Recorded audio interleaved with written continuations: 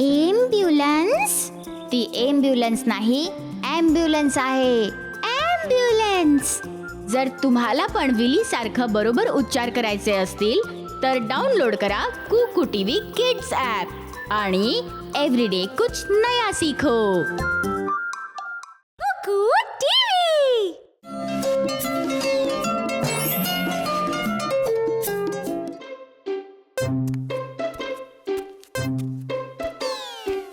आई, आई, बघ डॉग. नाही रा, तू इतक्या गोंडस आणि छोट्याशा डॉगीला घाबरतेस. तू डॉगींना बघून घाबरलं नाही पाहिजे. तुला माहितीये ते आपली खूप मदत करतात. खरोखर? कसे मदत करतात ते आपल्याला?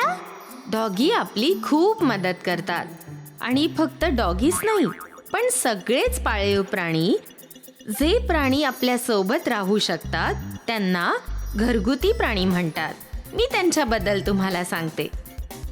हा एक डॉग आहे. डॉग भुंकतो.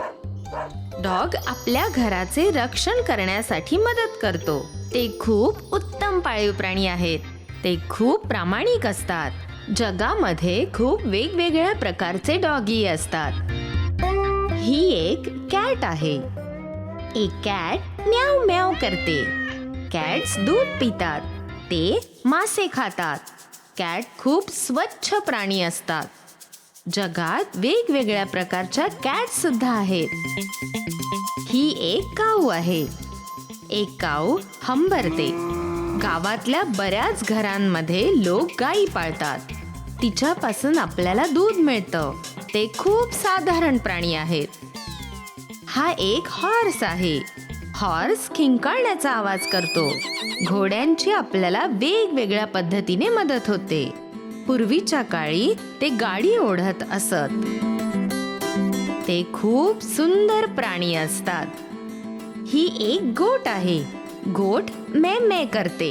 गोट छोट्या आकाराने पण शक्तिशाली असते. बऱ्याच गावातल्या घरांमध्ये लोक दुधासाठी त्यांना पाळतात. गोट डोंगरावर देखील चढू शकतात. ही एक शीप आहे. शीप सुद्धा मे मे करते. तिच्यापासून आपल्याला लोकर मिळते. त्या डोंगरावरती आढळतात आणि त्यांच्यापासूनही आपल्याला दूध मिळतं. हा एक डॉंकी आहे. डॉंकी ओरडण्याचा आवाज करतो. डॉंकी खूप शक्तिशाली प्राणी असतात. त्यांच्या पाठीवर खूप वजन टाकता येतं. ते डोंगरांवर सुद्धा पाठीवर वजन टाकून चढू शकतात. हा एक पिग आहे. पिग रेकण्याचा आवाज करतो. बऱ्याच वेळी शेतातल्या चिखलामध्ये ते राहतात. त्यांचा वापर मांसासाठी केला जातो. यांच्यासारखेच इतर बरेच छोटे घरगुती प्राणी देखील आहेत. लोक ज्यांना पाळीव प्राणी म्हणतात, जसं की रॅबिट, टर्टल, गिनी पिग आणि इतर बरेचसे. मला माहित नव्हतं आपल्या आयुष्यात प्राणी इतके महत्वाचे आहेत. ते आहेत. आपण प्राण्यांवर प्रेम केलं पाहिजे. हो आई.